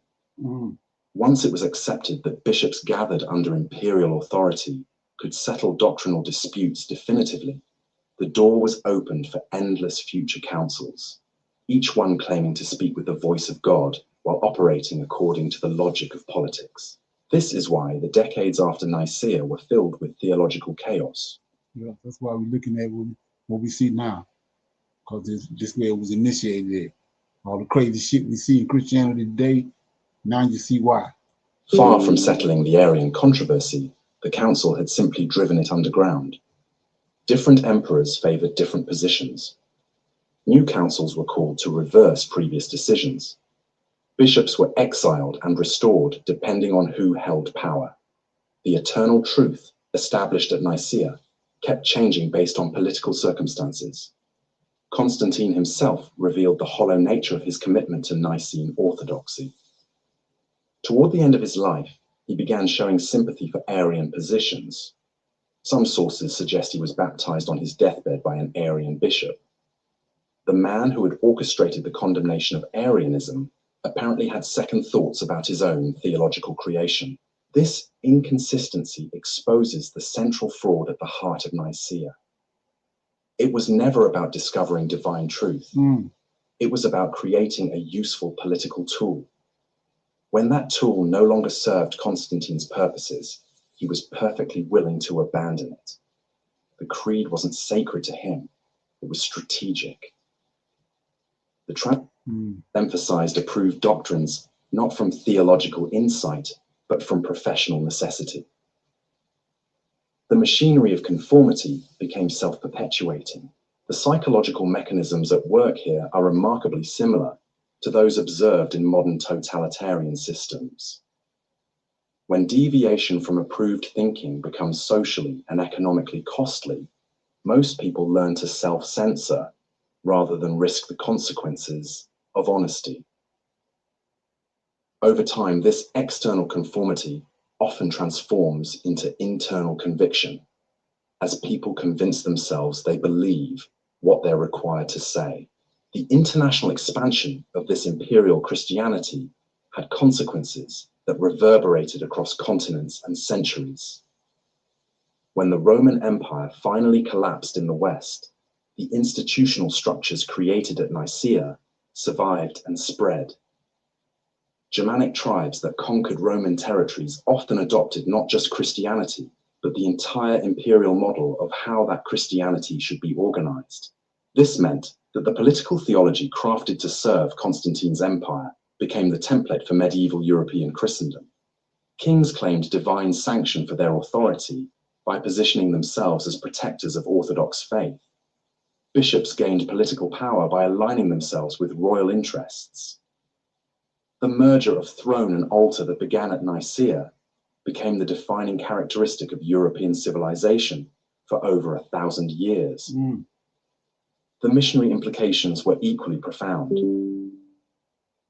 When European powers began their global expansion, they carried with them not just the Christian message, but the Nicene model of how that message should be controlled and standardized.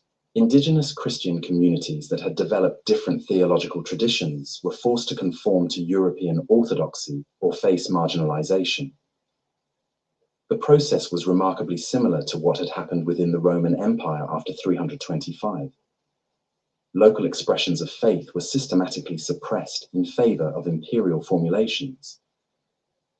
When you examine how it fundamentally rewrote the rules of religious authority itself. Before Constantine's intervention, Christianity had operated more like a network than a hierarchy. Communities were connected by shared stories and traveling teachers, but there was no central command structure that could impose uniform beliefs across vast distances. What emerged from Nicaea was something unprecedented in the history of religion. Come on. A standardized belief system backed by imperial enforcement mechanisms. This wasn't just about settling a theological dispute.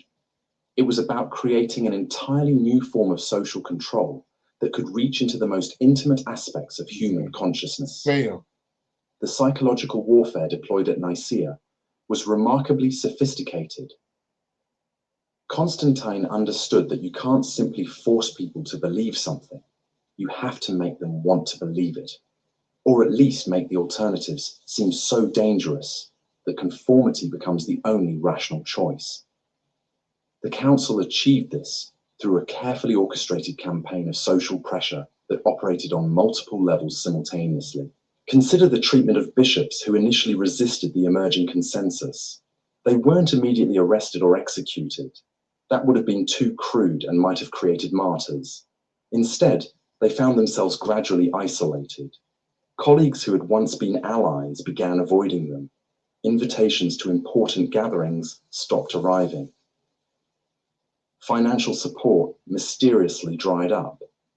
The message was unmistakable: conform or face professional and social death. This approach was devastatingly effective because it avoided the obvious brutality that might have provoked organized resistance. Each individual punishment seemed reasonable, even justified.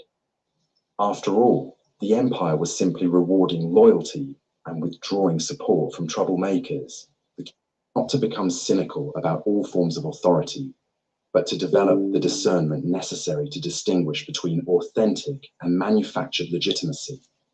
This requires understanding how these systems actually function, not how they claim to function. It requires looking beneath official narratives to understand the interests and incentives that really drive institutional behavior. Most importantly, it requires recognizing that the patterns that played out in 4th century Christianity continue to operate today in countless variations across every sector of society. The vocabulary changes, the technologies evolve, but the fundamental dynamics remain remarkably consistent.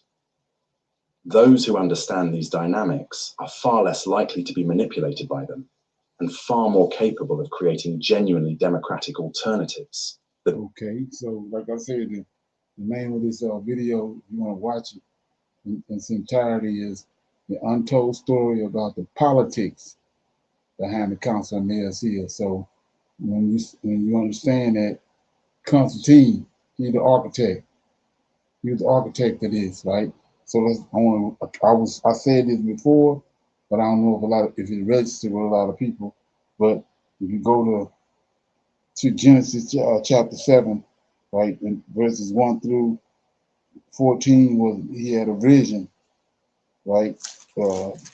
Constantine had a vision of the Daniel had a vision of the 4 beasts, right? And then he got the interpretation in verses 15 all the way to 28. So, but I'm gonna pick it up where Constantine come into play at. I'm in verse 24, like I just read. And the 10 horns out of this kingdom, see that? Out of this kingdom, it's the 4 beasts, okay? And the 10 horns that shall arise, 10 kings shall arise, and another shall arise after them, and he shall He diverged from the first, and he shall subdue 3 kings, right? And he shall speak great words against the Most High, and he shall wear out the saints of the Most High. He shall think to change times and laws, and they shall be given into his hands until a time, and a half time. So this comes to right here, when you understand who this is. And then my point is this, 26. But the judgment is set. So it's a judgment for what he done. Constantine set this up. We still dealing with all that. Everything they done at the Council of Nicaea is still in place today. Constantine is author behind. So he says in Daniel 7:26, but the judgment is set, and they shall take away his kingdom, his dominion. That's Constantine, what he did at the Council of Nicaea. We're still dealing with that, right? To consume and destroy until the end, right? So what he set up is got everything off track, everything thrown off. It ain't dealing with the creator. So then he said in 27, and the kingdom and the dominion and the greatness of the kingdom under the whole heaven shall be given to the people of the saints of the Most High. So when he resurrected our forefathers, like he promised them to judge the earth in Ezekiel 37, this is what they're going to destroy. The Constantine set up. Christianity. So it says, and the kingdom and the dominion and the greatness of the kingdom under the whole heavens shall be given to the people of the saints of the Most High, whose kingdom is an everlasting kingdom, and all dominions shall serve and obey him. That's David. 28. Here too is the end of this matter. As for me, Daniel, my condemnation was much trouble, and my countenance changed in me, but I kept the matter in my own heart. So we see right here how big this was, what Constantine did. It was already prophesied. What he set up at the Council of Nicaea is still in place to this very day. And when he resurrects our forefathers, his army, and he come to judge the earth, it's to judge that. Get rid of it. Okay? You got any comments? Shalom, Brother Leonard. And you had made a point earlier. We need the Lord of hosts to come do this, which you just explained, because Right. yes, sir, because of what Israel has planned, and not even what they have planned, what they're doing. Exactly. Yes, sir. So we're actually in dire need of our God, at this time. Exactly. Right. And like I was saying, what you see happening right now, they're using the same playbook that they use with right here with the Constantine. They're using the same playbook now. When they trying to bring this in this nation, this greater Israel and the temple and all that, they're using the same playbook. Like I said, they got all these people all of a sudden, they've been got dual citizenship, and they've been dealing with the Israelis all this time. Now all of a sudden they didn't parted from them. No. You see Constantine did the same thing, playing both sides. They all together, but they playing two different sides. Okay. Okay, you got anything else on that? Oh, and Shalom, Brother Leonard, when they mentioned Turkey, Right. I didn't know that. The Council of Nicaea was held in Turkey. Come on. Is that something? That's oh, crazy. Yeah. Crazy. Oh, yeah. Yeah. Is there something?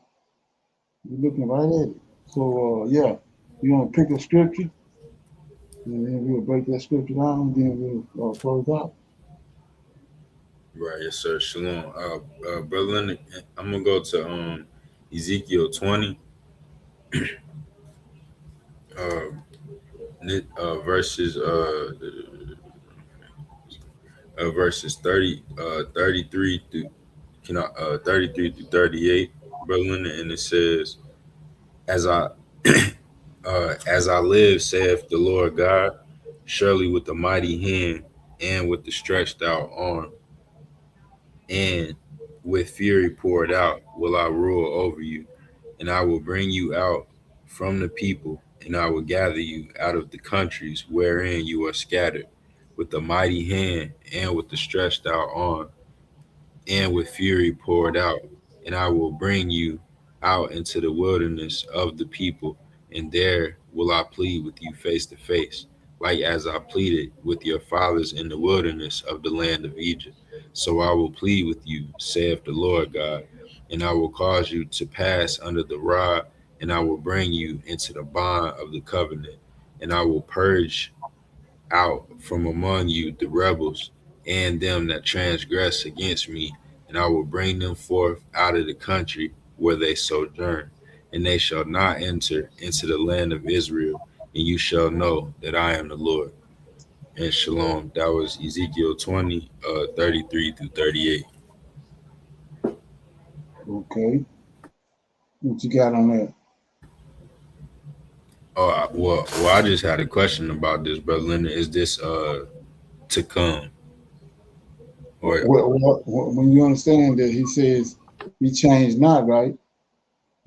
right, yes, sir. So in Egypt, he brought them out of Egypt, right? He did, sir. And then they disobeyed him. They wandered in the wilderness for 40 years.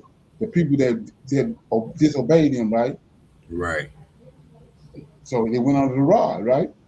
Yes, sir. Mm-hmm. And they did like you just read. They didn't enter into the land of Israel. Right. So same thing getting ready to happen. You're gonna bring us out from amongst the Gentiles and then plead with us. And then the ones that ain't right, they ain't gonna make it.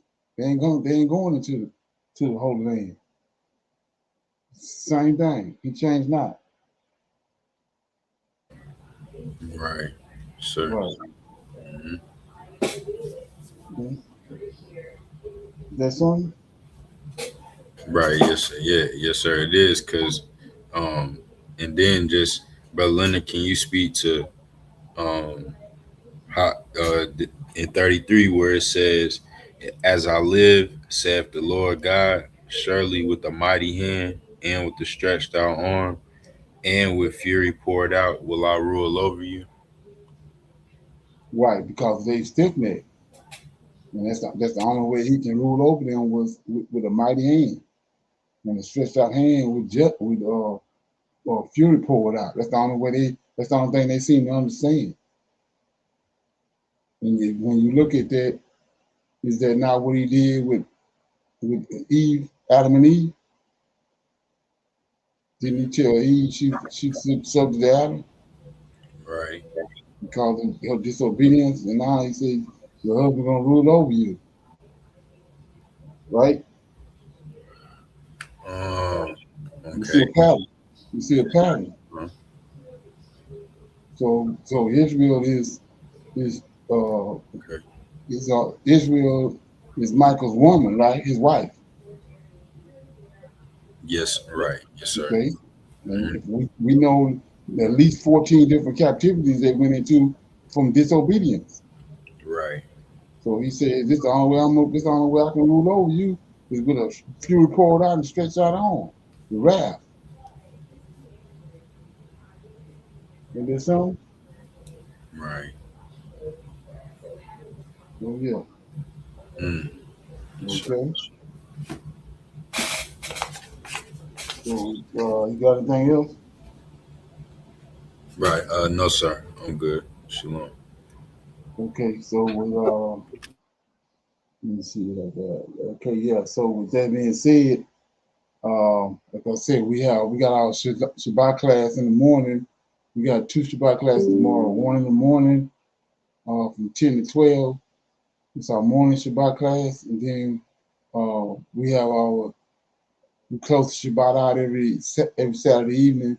It's starting at 6. And it normally lasts about an hour, and unless it get catch a fire or something, and we go a little longer. But normally it's about an hour that we use to close out the Shabbat. And then we come back on Sunday for our Sunday Advanced Bible Study, and that's at 5 p.m. Central Time every Sunday. Okay, and then we have our Q&A at the end of each one of those classes for anybody that wants to have any questions, any comments, about anything they heard that they wanted to deal with from previous classes. Okay, so with that being said, I want to say shalom, shalom, and another shalom. I'll see everybody in the morning for our morning Shabbat class. Shalom. Shalom. I highly recommend that you get this book and you read it because it's a must that you understand who the God head is in the order that's in the Old Testament in Tanak, because it's not the same as in the New Testament. And when you read this and you get an understanding, then the scriptures open up and then you begin to understand. So I highly recommend that you get this book. It's the Elohim of Israel. And it's a breakdown on the word Elohim and who the God of Israel